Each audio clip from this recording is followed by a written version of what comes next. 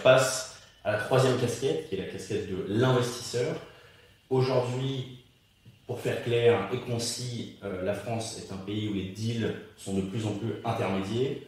Les valos sont de plus en plus hautes, ça on l'entend partout, mais c'est une réalité. Et il y a de plus en plus de concurrence avec les CVC, les VC étrangers et un nouveau fonds français qui se lève. Aujourd'hui, ma question est simple. Est-ce que, selon toi, pour gagner entre guillemets les meilleurs deals, il faut intervenir plus tôt et potentiellement sur des entrepreneurs qui ne cherchent pas encore de fonds pour avoir les meilleurs deals? Alors, très clairement, dans l'histoire d'Isaïe, on intervient de plus en plus tôt. Ouais. Parce qu'on n'a pas voulu augmenter les tickets de façon inconsidérée. Ouais. Donc, par définition, si les valos s'envolent et que tu considères ton ticket, si les valos font x4, ton ticket fait x2, forcément tu rentres plus tôt. C'est un peu mécanique. C'est à peu près ce qu'on peut observer entre 2010 et aujourd'hui. Donc nous, on va doubler notre ticket, mais sur un temps d'un monde où les valos ont quadruplé, donc forcément on rentre plus tôt.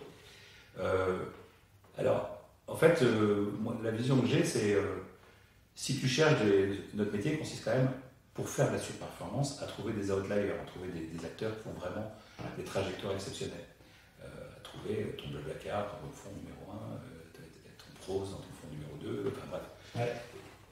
La question, c'est est-ce que tu as plus de chances de les trouver en discutant avec des gens qui te disent moi je veux construire le prochain unicorn et je veux faire un seed round de 10 millions, ou est-ce qu'on rencontre un entrepreneur plus modeste qui dit moi je vois une opportunité, j'ai une intuition forte, je veux construire quelque chose là-dedans, je ne sais pas quel est mon niveau d'ambition à 5 ans parce que c'est de la science-fiction, et je veux mon premier million pour faire avancer mon histoire.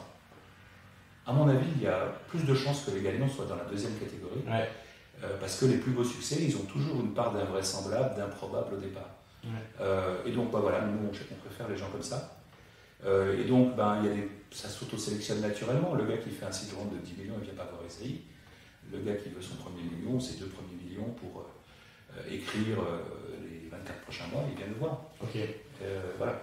Donc c'est pas forcément un sujet de maturité ou de montant levé, c'est plutôt un sujet d'entrepreneur, d'état d'esprit et de pas forcément s'inscrire dans une mouvance de voilà, je lève 20 millions. Il y a une conviction forte que j'ai, c'est que les startups, c'est comme les enfants. Si tu donnes 500 € d'argent de poche à un gamin de 8 ans, je peux t'assurer que ce sera un mauvais adulte.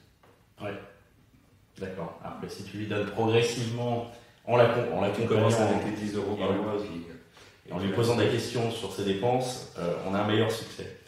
Et justement, là, je te demande de t'adresser plutôt aux entrepreneurs qui nous regardent. Un entrepreneur qui donc a levé son seed ou sa série A, enfin, peu importe l'appellation, quand est-ce que tu lui conseilles d'aller voir les VC pour optimiser son taux de succès? Est-ce que, entre guillemets, il doit voir les VC très tôt pour créer la relation, etc. Quand il ne cherche pas encore d'argent, est-ce qu'il doit aller les voir à la toute fin, quand il lui reste 3-4 mois de burn et qu'il veut faire monter un petit peu les enchères? Dans le marché actuel, la bonne méthode pour lever de l'argent, c'est de ne pas lever. C'est-à-dire de dire je ne suis pas sur le marché, mais en fait, si tu veux préempter, tu peux préempter. Exactement. Bon, donc c'est la meilleure méthode pour lever. Et d'ailleurs, c'est ce qui se passe quand on voit des projets. Certains sont effectivement levés de fonds formels, etc., avec un lever et tout ça. Mais beaucoup de deals sont des deals du genre on s'est vu il y a 6 mois, on se revoit, c'est peut-être le moment. Moi, je me rappelle très bien pour exemple, de prendre un exemple précis, Malte. Ouais. J'avais essayé de faire le seed et puis Vincent avait préféré faire avec Kerala, faire son seed en 2014.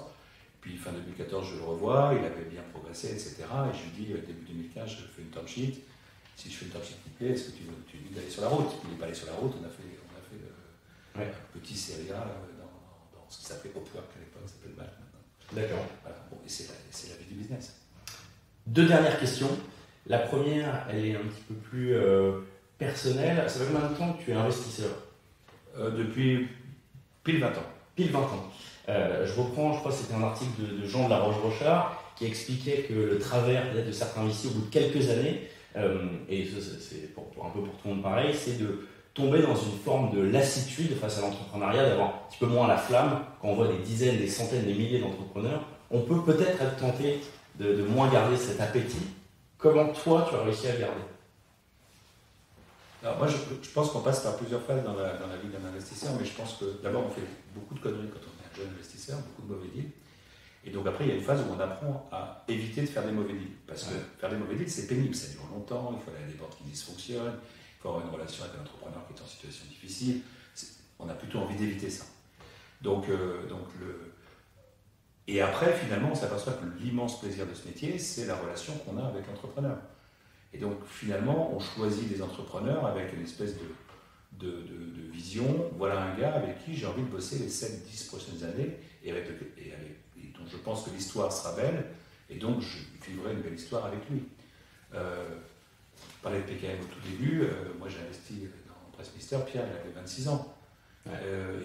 Je suis resté, je sais pas combien de temps actionnaire, 6 ans ou 7 ans. Après, maintenant, c'est lui qui est mon actionnaire. On a changé de rôle. Mais on est surtout des amis. Ouais. Parce que 6-7 ans intenses à écrire une belle histoire, et ben on devient proche. Donc c'est ça qui maintient la flamme, c'est d'avoir une relation exceptionnelle avec des gens exceptionnels. D'accord.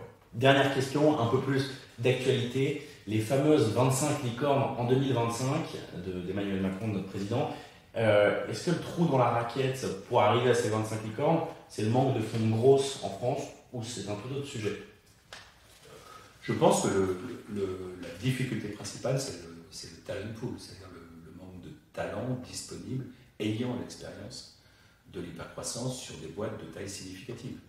Aujourd'hui, si tu essayes d'embaucher C-level dans une start-up qui a 400 ou 500 employés pour dire on va passer à 4000 employés en 5 ans, ouais. Et machin, des mecs qui l'ont déjà fait, qui habitent à Paris ou en France, il n'y en a pas. Ouais.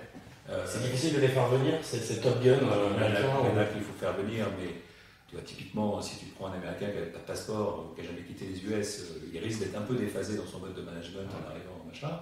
Si c'est de faire revenir un Français qui vit dans la vallée, c'est sans doute peut-être machin, ou un Français qui vivait à Londres, tu as peut-être plus de chance. Tu peux aussi espérer quelquefois faire des transplants entre des gens qui ont vécu dans des grandes organisations plus traditionnelles et qui viennent et qui avec laquelle la grève prend.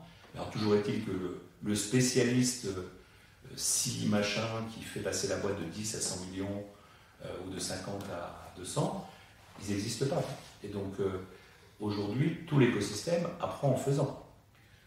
La réponse, c'est pas d'emmener très rapidement son entreprise à l'international pour trouver ce profil. Oui, encore faut-il savoir le faire. Comment recrutes-tu ton premier GM américain? Si tu ne l'as jamais fait, il y a de fortes chances que ton premier GM soit nul, ton deuxième GM soit nul, et que peut-être le troisième, tu as de la chance, il n'est pas mauvais. Ok, très clair. Merci pour ton temps, Jean-David, et n'hésitez pas à nous faire part de vos commentaires, on se fera un plaisir d'y répondre.